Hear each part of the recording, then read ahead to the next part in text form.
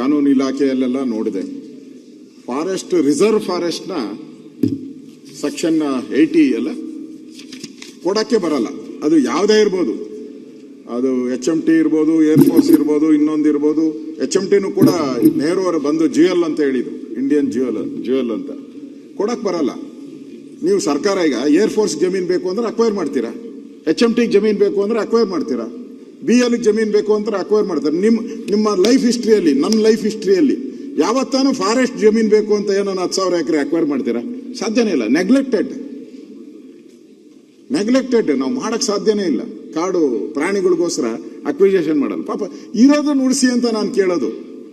Air force ಅವ್ರಿಗೆ acquire ಮಾಡಕ್ಕೆ ಬೇಕಾದಷ್ಟು, ನೀವೇ ಹೇಳ್ದಲ್ಲ, ಮೆಟ್ರೋ ಫಾರೆಸ್ಟ್ ಇದು ಕೋಟ್ಯಾಂತರ ರೂಪಾಯಿಗೆ ಮಾರಾಕ್ಬಿಟ್ರು. ನನ್ನ ತಿಳಿ ಪ್ರಕಾರ 300-400 ಕೋಟಿಗೆ ಮಾರ್ಕೊಂಬಿಟ್ರು. ದುಡ್ಡು ಅವರೇ ತಗೊಂಬಿಟ್ರು.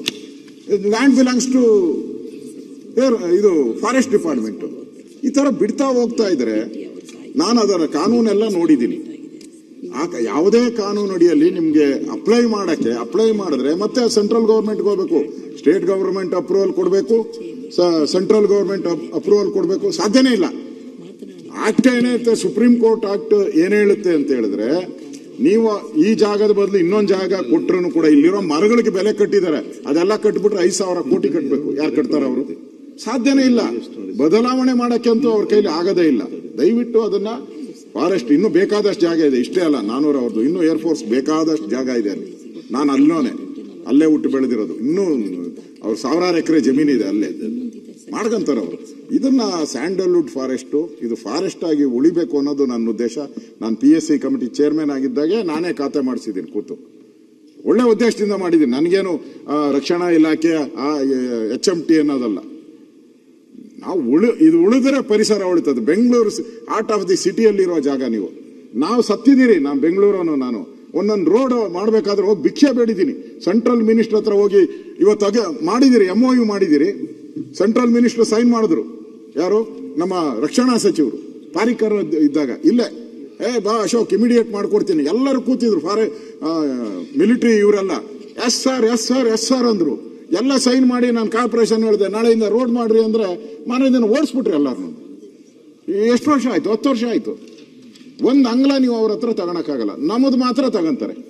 ನಾವೇನು ಪಬ್ಲಿಕ್ ಪರ್ಪಸ್ ತಾನೆ ನಾವು ಕೇಳ್ತಾ ಇರೋದು. ನಾವೇನೋ ನನ್ನ ಸ್ವಂತಕ್ಕೆ ಕೇಳಿದ್ರೆ ಪರವಾಗಿಲ್ಲ, ಪಬ್ಲಿಕ್ ಪರ್ಪಸ್. ದಯವಿಟ್ಟು ನೀವು ಅಲ್ಲಿ ಎಲ್ಲ ಒಂದು ಬೋರ್ಡ್ ಹಾಕಿದ್ರೆ ಏನೂ ಆಗಲ್ಲ. ನೀವು HMT ಹತ್ರ ಬೋರ್ಡ್ ಹಾಕಿದಿರ, ಏರ್ ಫೋರ್ಸ್ ಫುತ್ತೂ ಬೋರ್ಡ್ಗಳು ಹಾಕಿ ನೀವು ಪ್ರೋಸೆಸ್ ಏನಿದೆ ಲಾ ಪ್ರಕಾರ ಮಾಡಿ. ನಾನೇನು ಇಲ್ಲಿಗಲ್ ಹೋಗ್ಬೇಡಿ. ನಿಮ್ಮ ಲಾ ಸೆಕ್ಷನ್ ಅರಣ್ಯ ನಿಯಮದ ಪ್ರಕಾರ ಕೊಡಕ್ಕೆ ಬರಲ್ಲ ಯಾರಿಗೂ. ಸುಪ್ರೀಂ ಕೋರ್ಟ್ ಅಷ್ಟು ಕ್ಲಿಯರ್ ಡೈರೆಕ್ಷನ್ ಇದೆ, 1 ಅಲ್ಲ 4. ಒನ್ಸ್ ಫಾರೆಸ್ಟ್ ಆಲ್ವೇಸ್ ಫಾರೆಸ್ಟ್ ಅಂತ ಹೇಳ್ಬಿಟ್ಟಿದ್ದಾರೆ. ಮುಟ್ಟಕ್ಕಾಗದೇ ಇಲ್ಲ. ಆ ರೀತಿ ಕಾನೂನುಗಳು ಅಡಿಯಲ್ಲಿ ಕೆಲಸ ಇದೆ. ನಿಮ್ಗೆಲ್ಲ ಬೆಂಬಲ ಇದೆ. ದಯವಿಟ್ಟು ನಾನು ನೋಡಿದ್ದೀನಿ ಇಲ್ಲಿ ಮುನ್ರಡ್ಡಿಪಾಳ್ಯದಲ್ಲಿ 60 ವರ್ಷದ ಒಂದು ಶಾಲೆ ಇತ್ತು, ಕನ್ನಡ ಶಾಲೆ.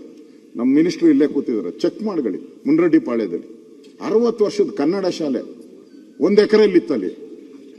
ಎಲ್ಲ ಗನ್ಗಳು ತಗೊಂಬಂದು ಮುಚ್ಚಿಸ್ಬಿಟ್ರಲ್ಲ. ಈಗ ಕಾಂಪೌಂಡ್ ಹಾಕೊಂಡು ತಗೊಂಬಿಟ್ರು. ಶಾಲೆನೂ ಇಲ್ಲ, ಏನೂ ಇಲ್ಲ. ಈಗ ಅವರು ಧರ್ಮಾತ್ಮವಾಗಿ ನಡ್ಕೊಂಡ್ರೆ ನಾವು ಧರ್ಮಾತ್ಮವಾಗಿ ನಡ್ಕೊಳ್ಳೋಣ. ನಾವೇನು ಏರ್ಫೋರ್ಸ್ಗೆ ವಿರುದ್ಧ ಇಲ್ಲ. ನಮ್ಮ ರಕ್ಷಣಾ ಇಲಾಖೆ ಇದು ನಾವು ಮಾನವೀಯತೆ. ಸ್ಕೂಲು ಮಾನವೀಯತೆ, ಅಲ್ಲಿ ರಸ್ತೆಗಳು ಮಾನವೀಯತೆ, ಫಾರೆಸ್ಟು ಮಾನವೀಯತೆ. ಆ ದೃಷ್ಟಿಯಿಂದ ದಯವಿಟ್ಟು ಇದರ ಬಗ್ಗೆ ಕ್ರಮ ತೆಗೆದುಕೊಳ್ಳಿ. ಈ ಒಂದು ಜಮೀನನ್ನು ಫಾರೆಸ್ಟ್ ಆಗಿ ಉಳಿಸಿ ಅನ್ನೋ ವಿನಂತಿಯನ್ನು ಮಾಡ್ತೀನಿ.